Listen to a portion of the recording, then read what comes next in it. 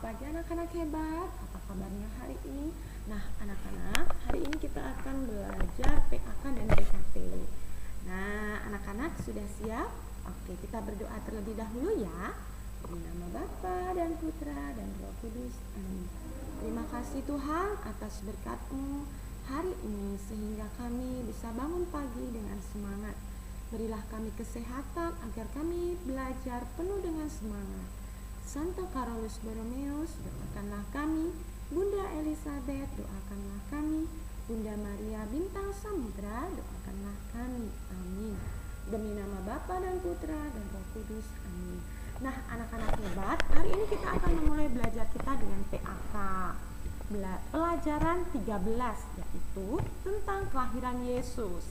Nah, kelahiran Yesus nanti bisa dibuka ya, buku e-booknya, halaman 109 sampai dengan 118.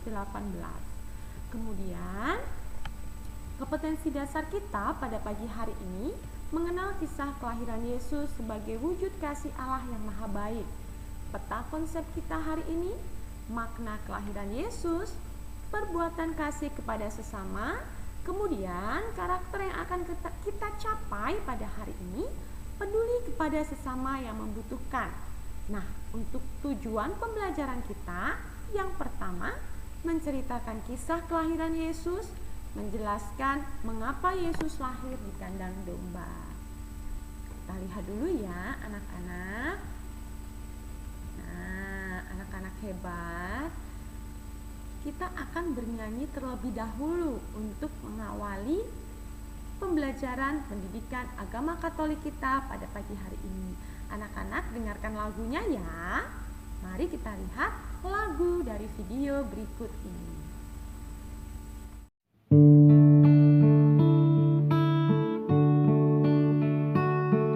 Hai anak semua, cepat marilah, masukilah kandang dengan segera, dan lihatlah bayi yang tidur nyenyak, tergolek di dalam palungan ternak. Perhatikanlah wajahnya berseri, lembut bercahaya di malam sepi, meski dalam lampin lebih mulia dibanding malaikat di surga cerah. Terbaringlah ia di rumput kering, Maria dan Yusuf tenang dan hening, dan para gembala sujud menyembah, malaikat di atas memuliakannya. Sekarang pun kita hendak bertelut di muka palungan sang bayi lembut. Marilah semua bernyanyi senang bersama malaikat yang putih terang. Terimalah hati yang kami beri, dan buatlah kami pun suci bersih, supaya beroleh sentosa penuh, bersatu abadi dengan dirimu. Nah, anak-anak tadi sudah mendengarkan lagu Hai Anak Semua. Mari kita lihat pendalamannya ya. Apa yang kita rayakan saat Natal? Apa ya? Betul, saat Natal kita merayakan kelahiran Yesus. Mengapa kita menantikan perayaan Natal dengan gembira? Karena pada saat itu Juru Selamat manusia telah datang. Oke anak-anak hebat, menjelang perayaan Natal, di berbagai tempat dihias dengan pohon Natal. Kita bergembira saat merayakan Natal. Kita perlu mempersiapkan hati kita untuk menyambut Sang Juru Selamat. Nah, ini peneguhan kita. Kemudian anak-anak hebat, kita akan melihat video video kisah kelahiran Yesus. Nah, anak-anak simak ya videonya, anak-anak perhatikan bagaimana sih kisah kelahiran Yesus. Mari kita lihat video.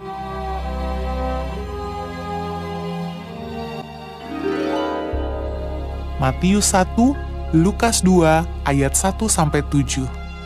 Inilah silsilah Yesus Kristus anak Daud, anak Abraham. Jadi seluruhnya ada 14 keturunan dari Abraham sampai Daud, 14 keturunan dari Daud sampai pembuangan ke Babel, dan 14 keturunan dari pembuangan ke Babel sampai Kristus. Kelahiran Yesus Kristus adalah seperti berikut. Pada waktu Maria ibunya bertunangan dengan Yusuf, ternyata ia mengandung dari Roh Kudus sebelum mereka hidup sebagai suami istri. Karena Yusuf suaminya seorang yang tulus hati dan tidak mau mencemarkan nama istrinya di muka umum, ia bermaksud menceraikannya dengan diam-diam. Tetapi ketika ia mempertimbangkan maksud itu, malaikat Tuhan nampak kepadanya dalam mimpi dan berkata, Yusuf anak Daud, janganlah engkau takut mengambil Maria sebagai istrimu, sebab anak yang di dalam kandungannya adalah dari Roh Kudus. Ia akan melahirkan anak laki-laki, dan engkau akan menamakan dia Yesus, karena dialah yang akan menyelamatkan umatnya dari dosa mereka. Sesudah bangun dari tidurnya, Yusuf berbuat seperti yang diperintahkan malaikat Tuhan itu kepadanya. Ia mengambil Maria sebagai istrinya. Pada waktu itu, Kaisar Agustus mengeluarkan suatu perintah, menyuruh mendaftarkan semua orang di seluruh dunia. Demikian juga Yusuf pergi dari kota Nazaret di Galilea ke Yudea, ke kota Daud yang bernama Bethlehem, karena ia berasal dari keluarga dan keturunan Daud, supaya didaftarkan bersama-sama dengan Maria, tunangannya yang sedang mengandung. Maka pergilah semua orang mendaftarkan diri masing-masing di kotanya sendiri. Kota itu menjadi ramai sekali. Tidak ada penginapan untuk Yusuf dan Maria. Akhirnya, Yusuf menemukan sebuah tempat untuk menginap, sebuah kandang binatang. Ketika mereka di situ, tibalah waktunya bagi Maria untuk bersalin. Dan ia melahirkan seorang anak laki-laki, anaknya yang sulung. Lalu dibungkusnya dengan lampin dan dibaringkannya di dalam palungan. Hal itu terjadi supaya genaplah yang difirmankan Tuhan oleh Nabi. Sesungguhnya anak darah itu akan mengandung dan melahirkan seorang anak laki-laki. Immanuel, Allah menyertai kita. Dan Yusuf menamakan dia Yesus.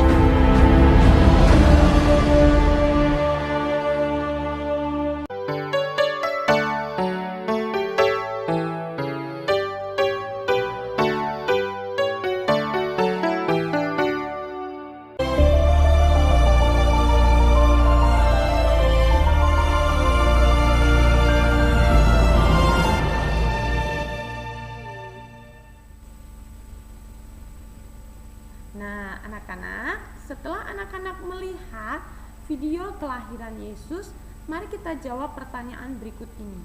Mengapa Maria dan Yusuf pergi ke Bethlehem? Kenapa ya? Betul, Maria dan Yusuf pergi ke Bethlehem karena mereka harus mendaftarkan diri. Karena mereka keturunan Daud yang berasal dari Bethlehem. Mengapa Yesus lahir di kandang domba? Nah, betul anak-anak, karena tidak ada penginapan lagi. Penginapannya sudah penuh, sehingga Yesus harus lahir di kandang domba. Nah, peneguhan kita semua merasa gembira menyambut kelahiran Tuhan kita, Yesus Kristus. Yesus datang ke dunia untuk menyelamatkan kita. Yesus dilahirkan di sebuah kandang domba karena mau bersahabat dengan orang miskin. Kita semua juga diajak untuk membantu orang miskin dan menderita. Nah, anak-anak, sudahkah anak-anak menolong sesamamu yang menderita? Oke, kemudian rangkuman kita pada hari ini adalah Natal adalah hari kelahiran Yesus. Natal kita rayakan setiap tanggal 25 Desember. Orang tua Yesus bernama Bunda Maria dan Bapak Yusuf. Yesus dilahirkan di Bethlehem, di kandang domba, di kandang hewan yang sederhana.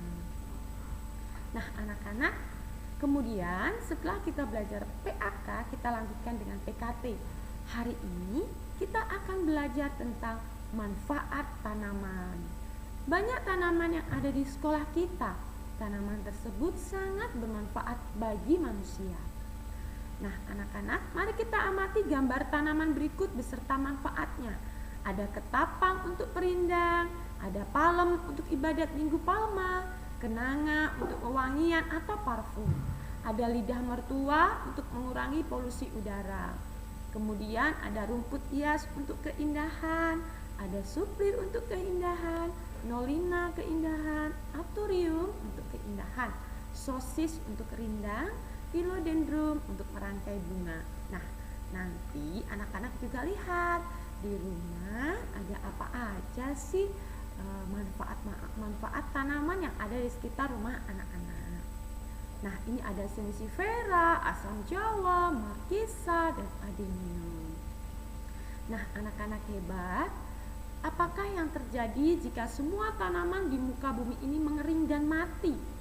Supaya kita bisa menikmati keindahan, menghirup oksigen, dan memperoleh makanan dari tanaman, apakah yang bisa kita lakukan agar tanaman tetap hidup?